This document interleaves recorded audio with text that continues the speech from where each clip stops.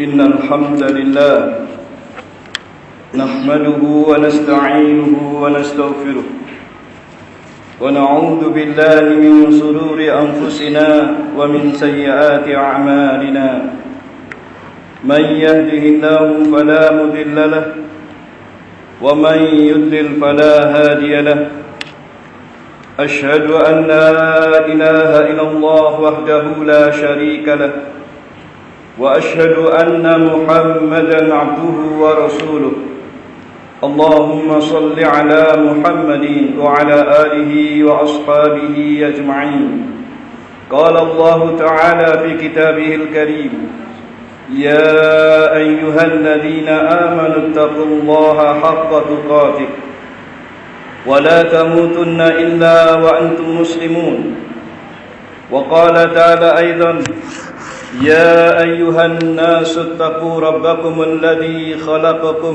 من نفس واحدة وخلق منها زوجها وبث منهما رجالا كثيرا ونساء واتقوا الله الذي تساءلون به والأرحام إن الله كان عليكم رقيبا وقال تعالى أيضا يا أيها الذين آمنوا اتقوا الله وقولوا قولا سديدا يصلح لكم أعمالكم ويغفر لكم ذنوبكم ومن يطع الله ورسوله فقد فاز فوزا عظيما أما بعد فإن أصدق الحديث كتاب الله تعالى وخير الهدي هدي محمد صلى الله عليه وعلى آله وسلم وشر الأمور محدثاتها فإن كل محدثة بدعة وكل بدعة ضلالة وكل ضلالة في النار أعاذني الله وإياكم من النار. معاشر المسلمين jamaah salat Jumat rahimani wa rahimakumullah. Marilah kita senantiasa bertakwa kepada Allah Subhanahu wa ta'ala, yaitu dengan kita selalu berusaha melaksanakan perintah-perintah Allah Subhanahu wa ta'ala semampu kita. Demikian pula dengan kita berusaha menjauhi larangan-larangan Allah Subhanahu wa ta'ala. Maka dengan ketakwaan yang semacam inilah ma'asyiral muslimin, kita berharap mudah-mudahan kita semua termasuk orang-orang yang mendapatkan keberuntungan baik di dunia maupun di akhirat nanti. Sebagaimana Allah Ta'ala menegaskan dalam firman-Nya, wattaqullah la'allakum tuflihun. Dan bertakwalah kalian semuanya kepada Allah agar kalian semuanya beruntung. Ma'asyiral muslimin, jamaah Jumat rahimani wa rahimakumullah. Pada khutbah Jumat kali ini kami ingin berikan nasihat kepada diri kami dan juga kepada hadirin sekalian, yaitu hendaknya kita semua memperhatikan untuk apa umur kita ini, untuk apa ilmu kita ini, untuk apa harta yang telah Allah berikan kepada kita ini, dan juga untuk apa capek dan lelah kita yang kita alami setiap hari ini. Ma'asyiral muslimin rahimani wa rahimakumullah. Nasihat seperti ini diambil dari sebuah hadis yang sahih yang dikeluarkan oleh Al-Imam At-Tirmidzi dalam sunannya dengan sanad-sanad yang sahih. Dari hadis yang diriwayatkan dari seorang sahabat Nabi yang mulia Abu Barzah Al-Aslami radhiyallahu taala anhu, bahwa Nabi sallallahu alaihi wasallam pernah bersabda, "La tazulu qadama 'abdin yaumal qiyamah hatta yus'ala an umrihi fima afnah wa an ilmihi fima fa'ala wa an malihi min aina iktasabahu wa fima anfaqah wa an jismihi fima ablah." Nabi SAW bersabda, kedua kaki seorang hamba tidak akan bergeser pada hari kiamat dari tempat ia berdiri di padang mahsyar sampai ia ditanya tentang 4 perkara. Pertama, yaitu tentang umurnya, an umrihi fima afnah, tentang umurnya untuk apa dihabiskan.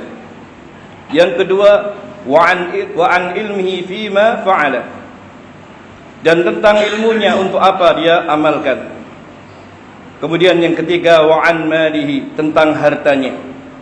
Min aina tasabahu wa fima anfaqah, dari mana ia dapatkan hartanya tersebut dan juga untuk apa ia belanjakan atau ia habiskan.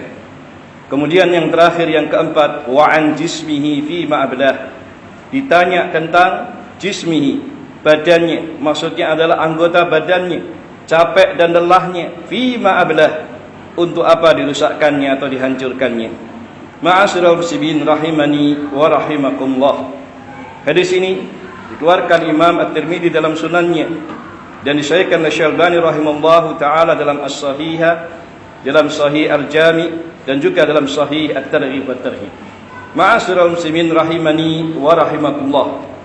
Dari hadis yang mulia ini maka bisa kita ambil beberapa pelajaran.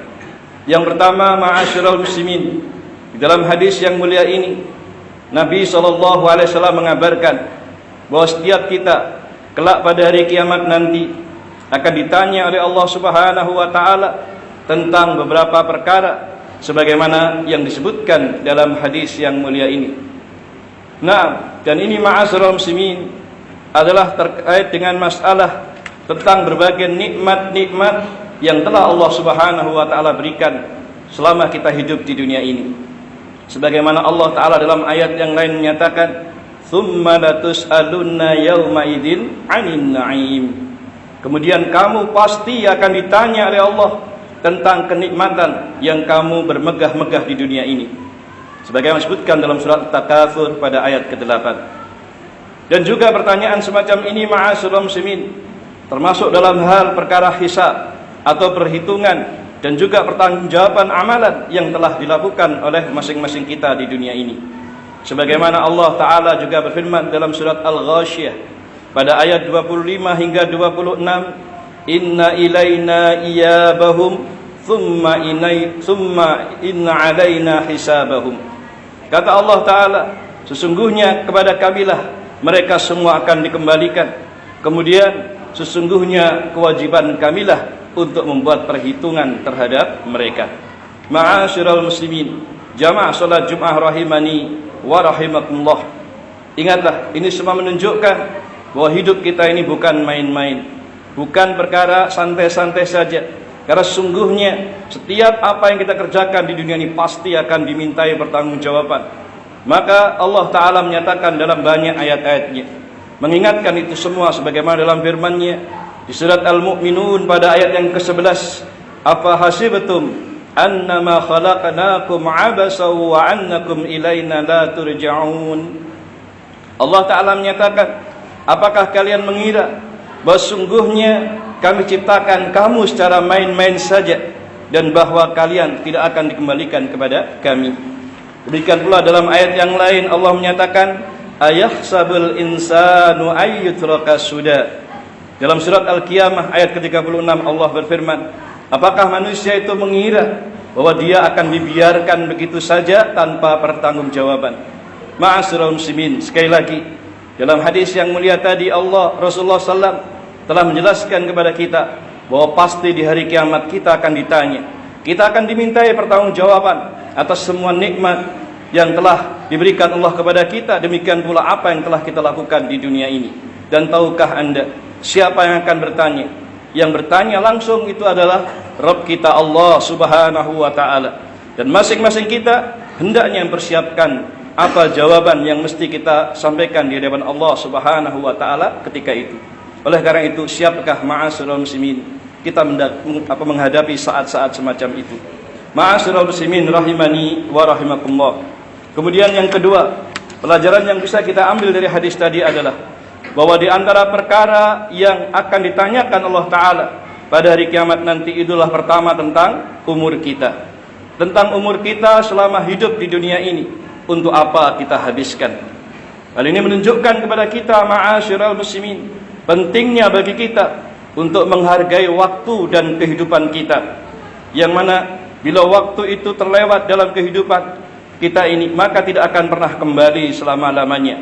Dan juga hal itu menunjukkan pentingnya kepada kita untuk benar-benar menghargai waktu dan juga tercelanya bagi mereka yang menyia-nyiakan waktunya. Nah, ma'asyiral muslimin, Nabi SAW pernah bersabda, min husni islamil mar'i tarkuhu ma la ya'nihi. Di antara tanda kebaikan Islamnya seseorang itu adalah dia meninggalkan perkara atau segala apa saja yang sia-sia. Semua yang sia-sia, semua yang tidak ada manfaatnya ia tinggalkan. Ini tanda kebaikan Islamnya seseorang. Sementara kita tahu bahwa di antara kita, selama ini banyak menyia-nyiakan waktu kita, umur kita dalam hidup. Ini adalah modal kita. Sedangkan amal-amal kita, itulah yang mesti akan ditanyakan Allah Subhanahu wa taala. Untuk itu pula salah seorang ulama salaf yang mulia, Al-Imam Ibnul Qayyim rahimallahu taala menyatakan di dalam kitabnya beliau Al-Fawaid, kata beliau, idha'atul waqti asyaddu minal maut, lianna idha'atal waqti taqta'uka 'anillahi wad daril akhirah, wal mauti yaqta'uka 'anid dunya wa ahliha. Kata beliau rahimallahu taala bahwa menyia-nyiakan waktu itu lebih parah, lebih jelek daripada kematian. Karena sungguhnya menyia-nyiakan waktu itu akan memutuskan kamu dari Allah dan juga dari kehidupan negeri akhirat. Sedangkan kematian itu hanyalah memutuskan kamu dari dunia dan juga para penghuninya. Ketahuilah ma'asyiral muslimin, dahulu para sahabat Nabi radhiyallahu taala anhum ajma'in, mereka adalah orang-orang yang sangat-sangat pelit dalam menggunakan waktunya. Artinya mereka adalah sungguh-sungguh memanfaatkan waktu dan umurnya untuk perkara yang memberikan kebahagiaan, memberikan keutamaan bagi mereka dalam kehidupan di akhirat nanti. Tidak ada satupun waktu yang disia-siakan berlalu begitu saja. Sebagaimana kesaksian salah seorang ulama dari kalangan tabi'in, Al-Imam Al-Hasan Al-Basri rahimahullahu ta'ala pernah mengatakan, adraktu aqwaman kana ahaduhum ashahhu ala umrihi minhu ala dirhamih. Kata Al-Imam Al-Hasan Al-Basri rahimahullahu ta'ala, aku pernah bertemu dengan suatu kaum, yakni para sahabat Nabi radhiyallahu ta'ala anhum ajma'in, yang mana salah seorang dari mereka lebih kikir, lebih pelit terhadap umurnya atau waktunya dibandingkan kikirnya atau pelitnya mereka terhadap harta-harta mereka. Mereka adalah orang yang pelit terhadap waktu, dalam arti waktunya tidak akan disia-siakan sejenak atau sesaat hanya sekedar untuk perkara yang sia-sia, perkara yang tidak ada manfaatnya. Jadi mereka benar-benar menghargai waktunya agar jangan berlalu tetapi dalam keadaan sia-sia atau tidak memberikan manfaat sekali dalam kehidupannya, terutama bagi kehidupan di akhirat nanti. Bahkan mereka mengisinya dengan berbagai macam amal-amal soleh dan ketaatan kepada Allah Subhanahu wa taala yang akan memberikan kemanfaatan bagi mereka di kehidupan akhirat nanti. Sehingga ma'asyiral muslimin, para ulama salaf mereka mengatakan, min alamatil maqti idha'atul waqti. Perhatikan, kata mereka, min alamatil maqti idha'atul waqti.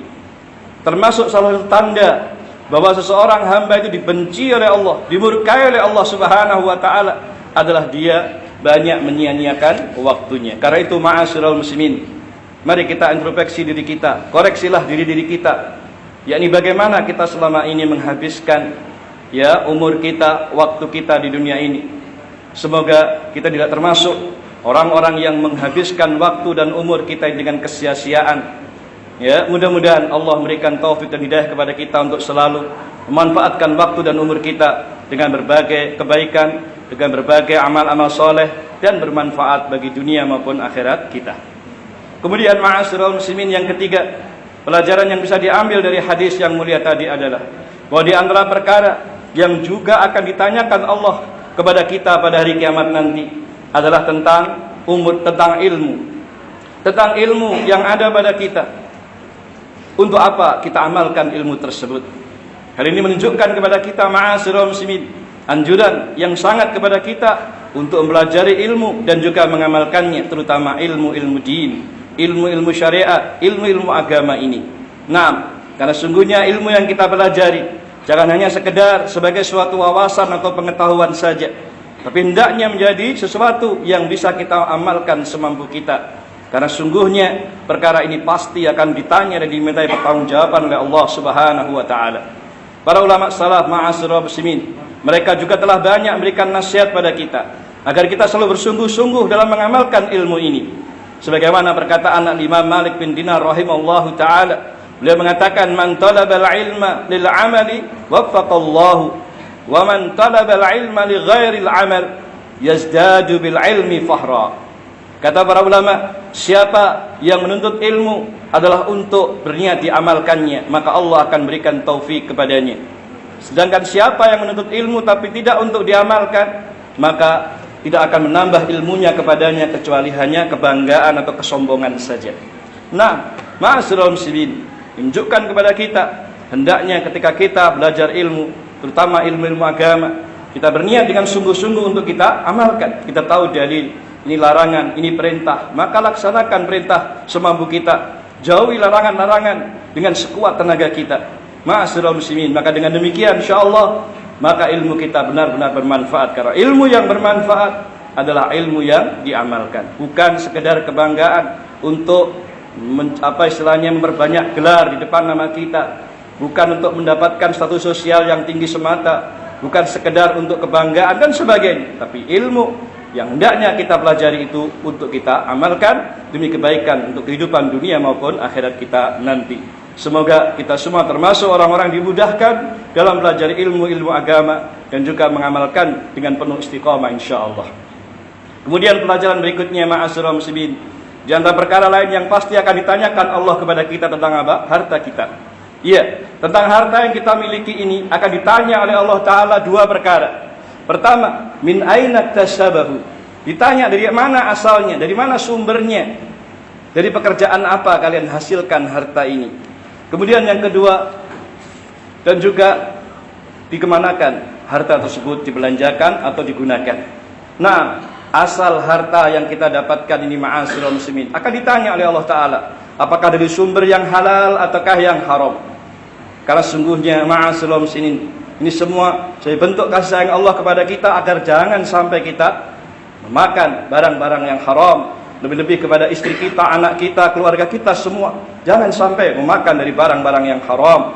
Karena Allah Ta'ala hanyalah menyuruh kita makan yang halal lagi baik, dan dilarang kita dari perkara-perkara yang haram.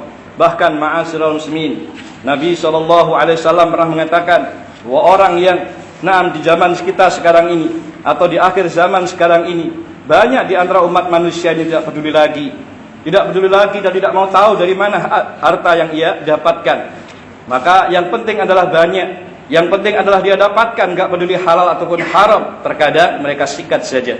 Sebagaimana nasihat Nabi SAW, ya, beliau mengatakan kepada para sahabat beliau, la ya'tiyanna 'alan nasi zamanun la yubalil mar'u bima akhadal mal amin halalin am min haramin.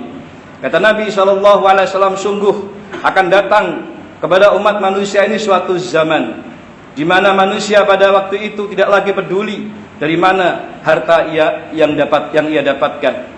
Amin halalin amin haramin, apakah diperoleh dengan cara yang halal atau dari perkara yang haram. Maka banyak di antara umat manusia seperti itu. Sebagaimana disebutkan hadis ini dalam Imam Bukhari dalam sahihnya pada hadis nomor 2083. Karena itu ma'asyiral muslimin, hati-hati dengan harta ini. Dari mana sumbernya? Ditanya oleh Allah Subhanahu wa taala. Bahkan Rasulullah mengatakan, ya Ka'ab bin Ujrah, innahu la yarbu lahmun nabata min suhtin illa kanatin nar aula bih. Nabi pernah mengatakan kepada sahabat beliau yaitu Ka'ab bin Ujrah, wahai Ka'ab bin Ujrah, sesungguhnya daging dari badan manusia yang tumbuh berkembang dari sesuatu yang haram, maka dia berhak untuk dibakar dalam api neraka.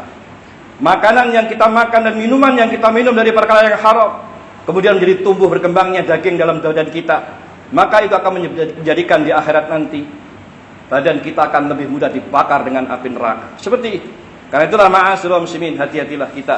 Jangan sampai kita memakan, minum dari barang-barang atau usaha yang haram dan kita nggak peduli dengan itu, padahal ini akan membahayakan kita. Demikian pula istri kita, anak kita dan seterusnya. Karena itu perhatikan dari mana sumber harta yang kita dapatkan tersebut. Kemudian setelah itu dihabiskan untuk apa? Ditanya oleh Allah Subhanahu wa taala.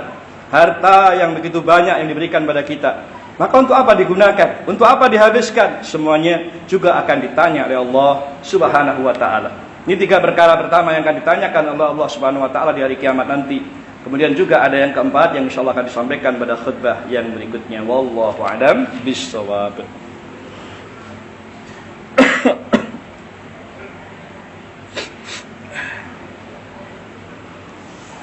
Alhamdulillah wassalatu wassalamu ala Rasulillah wa ala alihi washabbihi wa mawalah wa ba'd. Ma'asyiral muslimin jamaah Jumat rahimani wa rahimakumullah. Kemudian perkara yang keempat yang akan ditanyakan Allah Subhanahu wa taala kepada kita pada hari kiamat nanti adalah wa an jismihi fi ma'abdah. Tentang tubuhmu atau tubuhnya orang ini. Untuk apa dihabiskan? Maksudnya adalah tentang capek dan lelahnya, ya, digunakan untuk perkara apa? Itu akan ditanyakan oleh Allah Subhanahu wa taala. Karena sungguhnya ma'asyiral muslimin, selama kita hidup mulai dari bangun tidur sampai mau menjelang tidur lagi, ini semua digunakan untuk apa? Apakah untuk melakukan amal-amal ketaatan atau hal-hal yang diridhai Allah Subhanahu wa taala, atau justru untuk melakukan dosa-dosa dan juga kemaksiatan kepada Allah terus-menerus? Naudzubillah. Padahal ma'asyiral muslimin, tubuh kita yang sehat itu merupakan nikmat yang besar yang Allah berikan kepada kita. Tapi seringnya nikmat yang besar seperti ini disia-siakan dan digunakan untuk hal-hal yang tidak ada manfaatnya, khususnya untuk bekal kita dalam kehidupan di akhirat nanti. Iya, yang justru banyak adalah digunakan dan dihabiskan untuk melakukan perkara dunia saja, bekerja terus dunia. Nah, padahal ma'asyiral muslimin, Nabi SAW juga mengabarkan ni'matani maqbunun fihi ma katsirun minan nas. Ada dua kenikmatan yang seringkali menipu kebanyakan manusia. Apa itu? As-sihhatu wal faragh, nikmat berupa sehat dan juga nikmat berupa waktu luang. Karena itu ma'asyiral muslimin, nikmat yang berupa kesehatan badan jangan disia-siakan begitu saja.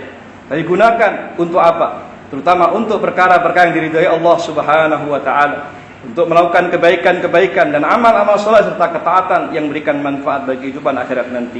Nabi SAW dalam hadis yang lain juga mengingatkan, iqtanim khamsan qabla khamsin. Manfaatkan oleh kalian 5 perkara sebelum datang kepada kalian 5 perkara yang lainnya. Syababaka qabla haramik. Manfaatkan masa mudamu sebelum datang masa tuamu. Wasihataka qabla saqamik. Manfaatkan pula sehatmu sebelum datang sakitmu. Wa ghinaka qabla faqrik. Manfaatkan pula masa ketika kamu dalam keadaan mampu atau kaya sebelum datang kemiskinanmu. Wa faraghuka qabla sughlik. Manfaatkan pula waktu lapangmu sebelum datang kesibukanmu. Wa hayataka qabla mautik. Dan manfaatkan pula hidupmu sebelum datang kematianmu. Ma'asyiral muslimin, oleh karena itu perhatikan apa yang sudah kita lakukan terhadap nikmat dari Allah Ta'ala, berupa kesehatan badan, berupa ilmu, berupa harta, berupa waktu luang, dan juga nikmat-nikmat yang lain. Untuk apa? Ini semua akan ditanya oleh Allah Subhanahu wa Ta'ala.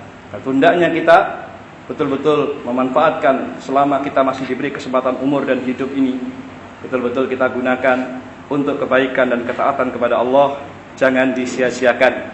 Perhatikan 4 perkara tadi, terutama yang Allah Rasulullah SAW ingatkan kepada kita, tentang umur kita, tentang ilmu kita, tentang harta kita, demikian pula capek dan lelah kita. Untuk apa? Semua mesti kita persiapkan. Ini semua akan ditanya dan dimintai tanggung jawab oleh Allah Subhanahu wa taala. Itu persiapkan itu semua dengan kita melakukan kebaikan sebelum kematian datang menghampiri kita semuanya. Wallahu a'lam bissawab. Itu saja nasihat yang bisa disampaikan pada khutbah kali ini. Mudah-mudahan yang sedikit bermanfaat, kurang lebihnya mohon maaf. Mari kita akhiri dengan doa. Mudah-mudahan Allah Subhanahu wa taala senantiasa memberikan hidayah dan taufiknya kepada kita semua untuk istiqomah dalam melakukan amal-amal saleh dan ketaatan kepada Allah hingga akhir hayat kita nanti insyaallah taala. A'udzu billahi minasyaitonir rajim. Bismillahirrahmanirrahim. Alhamdulillahirabbil alamin. Allahumma shalli ala Muhammadin wa ala alihi wa ashabihi ajma'in. Allahumma ighfir lana dhunubana wa israfana fi amrina wa thabbit aqdamana wansurna 'alal qaumil kafirin. Rabbana atina min ladunka rahmah wa hayyi' lana min amrina rasyada.